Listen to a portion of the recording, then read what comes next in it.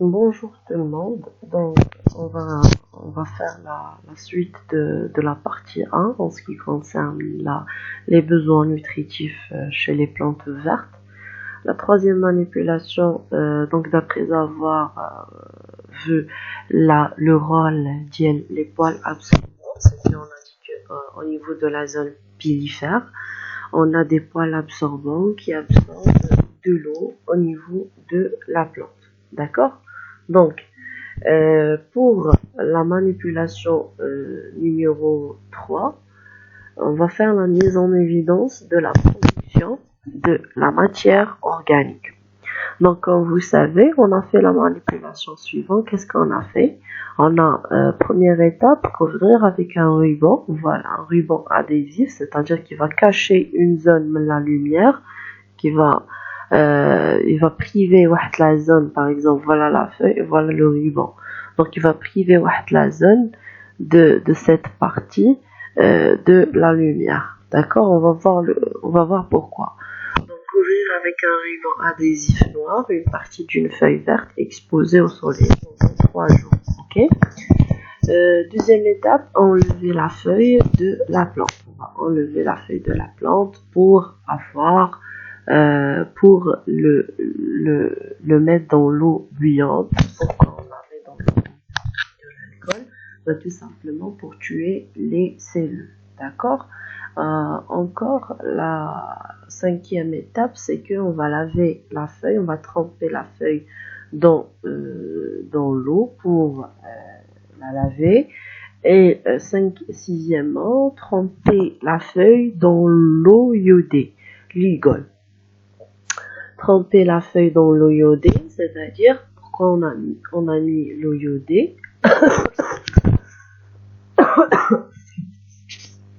Donc, on a mis l'eau iodée ou bien l'igol, c'est un réactif chimique qui permet la révélation de la matière organique qui est l'amidon. Si la feuille est colorée en bleu, violet, foncé, c'est-à-dire que au niveau de ces zones-là, il y a production de la matière organique. Alors que la zone, par exemple, regardez, la zone où on a mis le ruban, il n'y a pas production de la matière organique. Donc, pour produire la matière organique, les plantes vertes ont besoin de paramètres la lumière. La lumière est un paramètre très important pour produire la matière organique. Donc, comme observation, la coloration bleu-violette en présence de l'eau iodée indique la présence de l'amidon. L'amidon, c'est quoi l'amidon? Tout simplement, c'est un sucre complexe ou bien sucre complexe. On peut montrer la présence de l'amidon par un réactif chimique qui est l'ugol. Au deuxième paramètre, grâce à la lumière et la chlorophylle. La chlorophylle, je vous ai déjà expliqué au sein de la classe que la chlorophylle est un pigment. Donc, grâce à la lumière, la chlorophylle de la feuille de la plante verte fabrique de l'amidon qui est la matière organique. Donc, comme exploitation des résultats, on va vérifier l'hypothèse qu'on a déjà proposée. On a dit que la plante absorbe de l'eau avec ses poils absorbants au niveau des racines. L'eau est indispensable à la vie d'une plante. Les plantes vertes ont besoin de l'eau, sels minéraux, lumière et le dioxyde de carbone pour fabriquer la matière et se développer.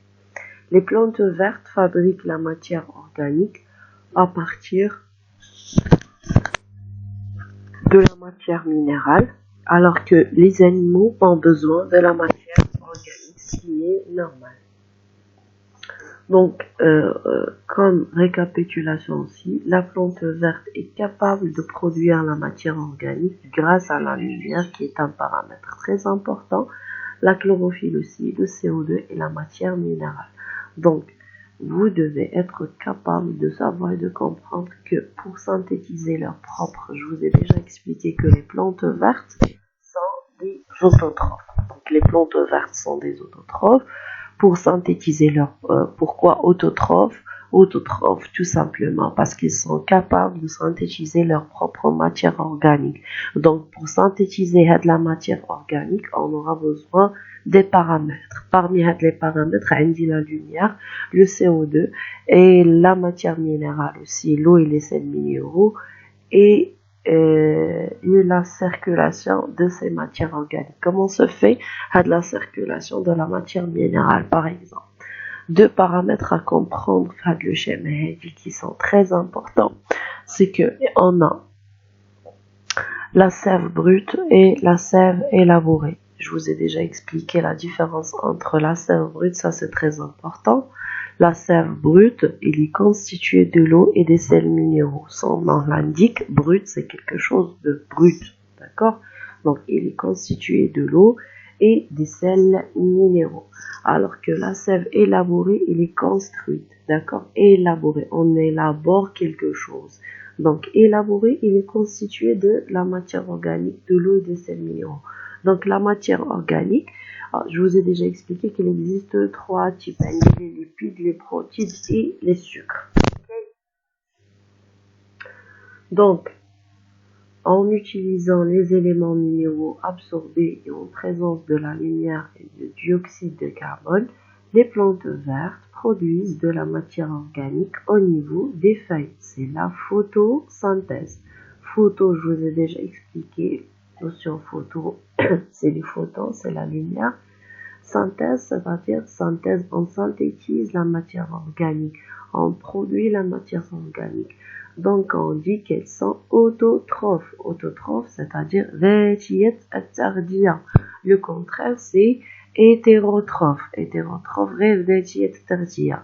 Donc autotrophe, c'est ذاتية التغذية, c'est-à-dire les végétaux, ils sont capables de synthétiser leur propre matière organique. D'accord? Autotrophe. Auto, par exemple, auto, c'est autonome. C'est quelque chose de autonome. L'autonomie. C'est-à-dire ذاتية. ذاتية التغذية. Ok? Donc, je m'arrête les besoins nutritifs de la plante. On va terminer les chapitres qui nous restent. Par exemple, on va commencer la semaine prochaine, Inch'Allah, cette semaine, Inch'Allah, on va commencer le chapitre 4 en ce qui concerne les relations alimentaires dans un milieu naturel et les équilibres naturels. Merci de votre attention.